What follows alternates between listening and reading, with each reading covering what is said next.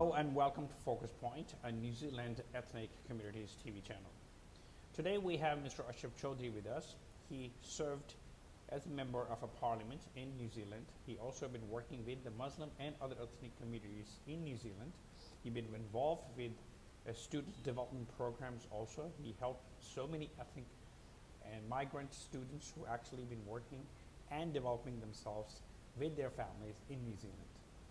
So today we're going to discuss with him how these ethnic communities are developing with this COVID situation and what kind of challenges they are going through.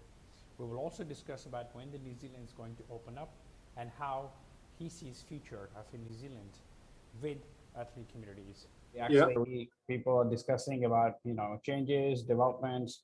So this is for the Muslim community in Europe. They Okay. want to see all the changes going on. And the funny thing is, few days ago, we were just talking about New Zealand and Australia. Yes. And then I thought about you. I was like, oh yeah, I know somebody there. Like I met Yeah. you 10 Yeah. years I'm ago. still here. and and then I did some research on you and I was like, oh, he's still there. Yeah. I'm still there. Yeah. I'm now. Actually, as we say in New Zealand, I sort of come home, and I'm now local councillor at Auckland City Council, Okay. which is really I don't have to go to Wellington every week, so Right. I'm here now and Okay. doing some thing for the community and Yeah. locally engaged, if you like. Yeah. So yeah, Yeah. we were just wondering what's going on there. Like it's New Zealand's like way out there. And I think right Yeah. now it's like lockdown going on again or Well, we are under lockdown level 4, Mhm. which basically mean that apart from food and and necessary stuff, everything is closed. Wow. So it's pretty hard at the moment. We went through it early last year in March, Okay. and then of course the whole year has been pretty good. Right. We're the luckiest country where we didn't have Yeah. Mhm. any case for a long time. And now we had one case came from Australia, Mhm. and because we had opened the borders with Australia, and that has created all this problem. The whole country right now is what we call level 4, the highest level of basically closing everything down. Mhm. Yeah. So when you reckon New Zealand will open up because European Well, countries are pretty much open now. well, basically what the government, the Prime Minister announced, she comes out almost every day Mhm. and tells us what's happening. So what they've decided, next Tuesday, coming Tuesday, Mhm. they're gonna that's current plan. Mhm. They're gonna get the rest of the country apart from Auckland, wider Auckland region. Mhm. The rest of the country gonna go to level 3, Wow. which means some of the businesses are open, but with the mask on and with the what do we call social distance, 2 meters and those kind of things. So some of the business, well, most of them can open, Mhm. but under very strict conditions. So that will happen on Tuesday. And then the indication right now is for Auckland region, wider Auckland region, they will likely to be going to another 2 weeks of lockdown. But that decision will be made on Monday. And so, still up in the air how we're going to go, because still getting, well, the other day or yesterday was about 70 cases, new cases in Auckland. Sure. So we'll know in about, very shortly Mhm. how many cases we got over the last 24 hours. How do you think this COVID situation is affecting Muslim community, especially the young Muslims in New Zealand? Well, look, generally speaking, we are no different. Mhm. Everybody's in the same situation. Really, the COVID doesn't differentiate between Muslims and non-Muslims. And the only thing, of course, is the major thing, like all the other religions, it's affecting Friday prayers as a main thing. Right. And the government has been pretty strong, and I agree with that. That under level 4, basically, you can't really gather together. Even weddings and funerals are limited to 10 people, and that's only in again extreme situations, but basically very limited movement. So the main thing that's affected is really Friday prayers, and any other congregation, like we had whether people want to have a social gathering, a religious gathering, that's all gone to Zoom, if you like, and Skype. And it's interesting how Zoom has really, blown up, and Skype, like for example, a lot of my meetings on Skype with my council every whenever we do it, and so these are different tools coming up now, like Zoom, which is fantastic. But the thing is, whether it's Muslim community or non-Muslim community, it's no difference really. Sure. So people are doing those who can do these things online, but the difficulty is for those people who are actually out in the field, doing trade job. Those who can't really do things online. I know a lot of building, one of the biggest thing what's happening was the building boom in New Zealand. So, to build a house, for example, or anything to build, it takes you probably 15 or 20 different people with 15 to 20 different trades actually build something, So that has stopped. And it'll hopefully open up when we go down to level 3 and 2. That will happen. Wow. But essentially, Muslim communities, in my view, they're no different than the others. Right. Is there any effect on young people, like who are like in the high schools or colleges? Well, that certainly is, I think, impacting. I can see within my own family with kids and all that. Of course, there's no schools open, no childcare centers open. All those people at home, and they're creating a problem for parents. My own family have issues. My grandchildren who are, one is 2, one is 3, and the parents, my son and daughter-in-law, they're both lawyers, so they are working from home. But how are you going to work with 2 little kiddies? Right. So they do a lot of demand, and so it's become very difficult. So again, I don't see it any different than the everybody else. Sure. Really, it's nothing specific about a Muslim community. I think the biggest challenge in this area, Europe and US and UK, was most of the communities, they had relatives in other countries. Yes. And it was quite normal for them to see each other during holidays. And some of them of course, applied visas, some of them were coming, some are on their way, someone had the tickets, and everything is just simply changed. Was there an effect in New Zealand? Because New Zealand, yes, definitely. So that's a major impact here. And that's why I say it's not just the Muslims, really. It's everybody. And people like me in politics, we are at the receiving end, if you like. So many issues have come up. And actually, a lot of people now are so much complain because there are a lot of issues with family reunion. People cannot get spouses. Some of the family divided, some children overseas and parents here and vice versa. So there are a lot of those issues. And in fact, there's a strong movement now among the ethnic communities, including Muslim community. And they are now written letters to the Prime Minister and to the ministers to resolve some of those issues, because it's becoming really difficult. And as I said, it's becoming personal for a lot of people. My own son is in Australia, in further away in the western part of Australia, and I haven't been able to see them. And, I've got 2 little kiddies over there too, and I really can't, travel. We had opened up for a little while, but now it's all closed again. So New Zealand, and of course, we have been very strict on these things. That's why, alhamdulillah, we have been okay. For the last 12 months, there have been no problems.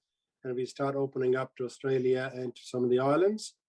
And but now, of course, they had the issues, and now we can't travel. So all that travel is stopped. And I think I'm finding that people are having some kind of mental issues. Particularly, you can't go and see families overseas, with the parents and grandparents. People cannot move. So that is issue again across the board. With the wider Indian ethnic communities, Muslim communities. So we are having that issue now. So I'm getting a lot of people really upset. As I said, personally, I know families who cannot bring their spouses. Now, some of them married through, the cultural marriage, as we call it. And now they can't bring their spouses. So it's making major impact over the last 2 years, particularly since, people, who got spouses to come here, they haven't been able to. So hopefully this COVID situation is going to be over. As we see some of the European countries start working with the COVID, they start going around it because they realize it's not choice. And now actually what they're doing, they're actually improving business and job opportunities. So they just realize, hey, we have to work with it. So hopefully, I think this time is going to be behind us. So what actually you think right now there are opportunities for Muslims to move to New Zealand? Do you think there are any opportunities for Well, right now, I would say it's almost nil Mhm. because we are very strict on the border. Okay. And this is what I was saying, the family reunion and even the international students who are stuck overseas that cannot come. Mhm. So we have taken this up, policy decision of elimination. Now, this is very different from what Europe and Americans have done and others have done. Our policy right from the day one has been elimination strategy. And we did it. We eliminated, we had only about 25 deaths in New Zealand. And then, it's been pretty good, no issue. And we are still following that. Right now, as government is being asked for those things, well, are we going to follow Europeans and others? Are we going to, say, well, look, this is now a parcel of way of life. So what the government has said, well, look, we're going to look at once we reach 70, 80% vaccination, then we're going to decide what we're going to do to allow people come in and open the borders, if you like, because at the moment, because our policy is strictly elimination, I know some of the countries are not very happy with that. Our neighbor Australians are saying, oh, we can't do that. But at the moment, as of now, the policy is of elimination. And we are working again, let's hope. But what the Prime Minister said the other day was essentially we're going to look at the roadmap at the end of next month. So end of September, we will be looking at the roadmap, how we're going to proceed toward, particularly around, Christmas, New Year time, whether we're going to, have that, sort of open the borders when the certain conditions. Are we going to do, for example, allow people with the, double vaccination, they've done it. Those kind of things will be decided by the end of September. So they will then show the roadmap what's going to do. At the moment, strictly elimination policy. Right. Here, I mean, if you're traveling from Turkey or you're traveling from Australia to US or UK, all you need is your vaccination, and if you're fully vaccinated, you can actually travel. So it's no problem at all. Yeah. So no, we can't do that at the moment. We're not allowing. The only thing we are allowing right now is New Zealanders who are either citizen or permanent resident. They are allowed to come in with quarantine. So you have to have 2 weeks quarantine, and only those people are. And of course, some special situations they do. For example, some sports team have arrived here, and they have to quarantine 2 weeks, and only then they can be allowed in. So that's the current thing. And I also agree that I think we need to try to, for a little more, a little longer, to have the elimination policy, and then see how things are. Because we are lucky, we are a small island, and we can control the border, in some way. And Europe is harder. I can see that. Yeah. Oh, and Asia is harder because people cross the borders, and it's harder there. Asia is still shut down. Southeast Asia is completely shut down. I mean, Singapore and Malaysia, all these countries are shut down. China is still shut down. Hong Kong. Korea, Japan. So and they have done well too. Overall, they have done as well pretty good. All right, so let's walk a little bit further. So hopefully, once the COVID is behind us, things will go back to normal. Hopefully, what do you think the New Zealand's direction? Like, do you think it's still going to be a great opportunity, a place for young people from Muslim communities to come to New Zealand, get their university degrees, get job opportunities? Yep, all that still there. We are really at the moment, we are short of skilled people. We are short of, particularly in industry like agriculture, industry like, building. There's a building boom going on. Of course, we always short of farm workers, particularly in the seasonal workers, and we need those people. But we more so we need skilled people here, and the builders, the electricians, the plumbers, doctors and nurses are already always short there. So that's happening. By the way, just news came up on my screen saying the 82 new cases as of today. New cases 82 come up over the last 24 hours. So unfortunately, still numbers going up. Yeah. But anyway, for students and all that, obviously, in my view, I've been a professor for a long time at Messi University here. I know this is one of the best places to study. And I have helped a lot of students, particularly the Asian countries, Muslim students, Pakistanis and others, to come and study here. Malaysians have come. And so I think this is one of the best place that I think for students to come and study in a peaceful, lovely place to come, whether you do at school level, university level, postgraduate level. It's fantastic to do those kind of things here. Sure. And opportunities are there. I met quite a few people here. I mean, they would just love to go to New Zealand. And Yes. I met some students, they told me that they were actually planning to go to New Zealand for a year from Austria and from Germany. Yeah. And we do get a lot of European students coming here, yeah. and they do, traveling around, and of course they study and travel. So we get a lot of those, what we call overseas experience type people. Tell me a little bit about you, right? What exactly are you doing right now? How busy you are with the Muslim community and other communities in New Zealand? Well, look, I'm not actually, it's what I'm doing is pretty much part-time now. And really at my age now, I'm not looking for, I want to do a busy job. But the beauty of what I'm doing as a local sort of counselor in the local board area is I'm now more engaged with the local communities, whether it's a Muslim community, Indian communities, or water ethnic, or whoever. So I'm really pleased that I'm doing that, and I can help, local issues. Previously, obviously, I was a member of parliament pretty much for the whole country, because I was the first ethnic, the first Muslim, in New Zealand MP, and I had to go travel around all the time. Now, I don't need to travel around the country. I do when I have to, I want to, I choose. But I'm very happy doing things locally where I can help with issues with the parks, with issues on transport, with, even today somebody, came to see me and said, oh, we were so-and-so park, I want a walking track around that park. Because during COVID, and people want to walk, and there's no the beautiful grounds, but there's no walking path around it.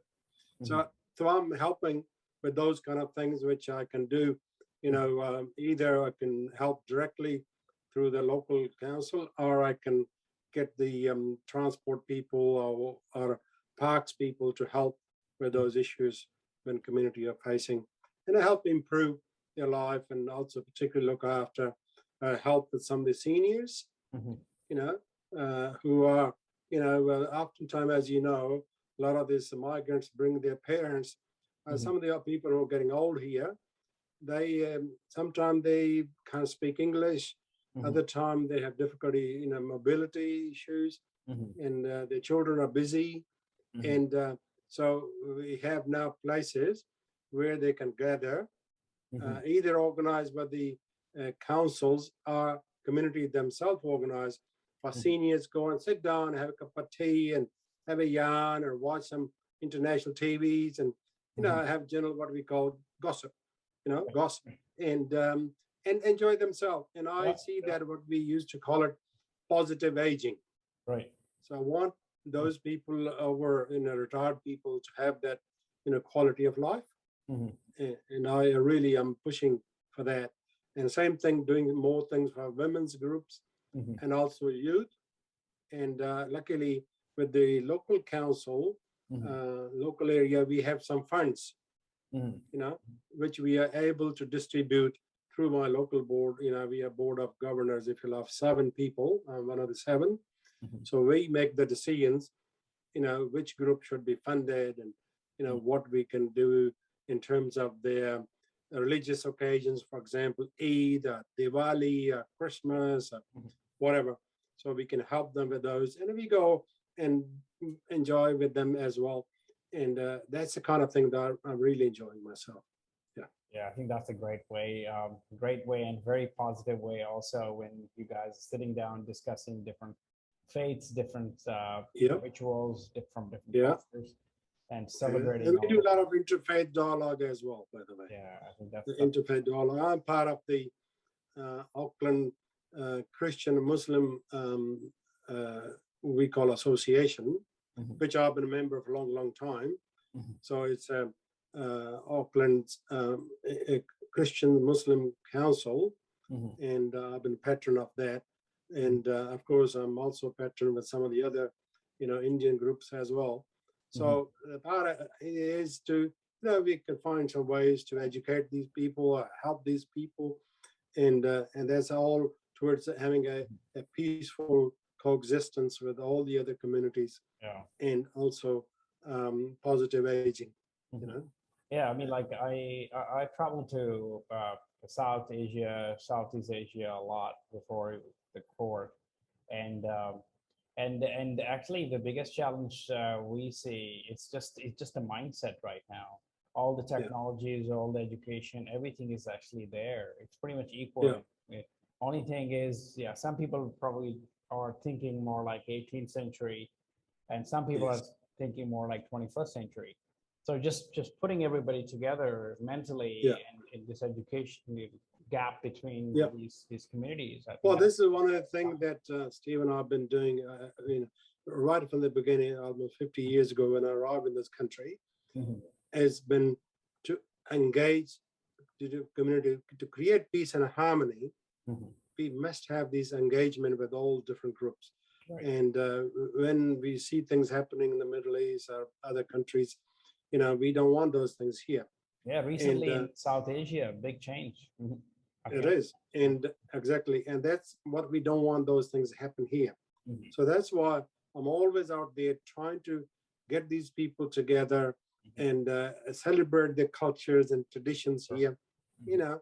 without making other people unhappy, upset, or anything.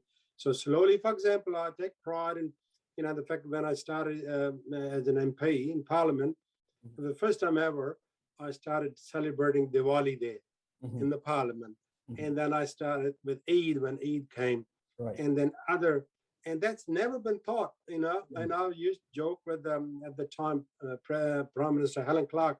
I said, "Why did you guys not do it?" Mhm.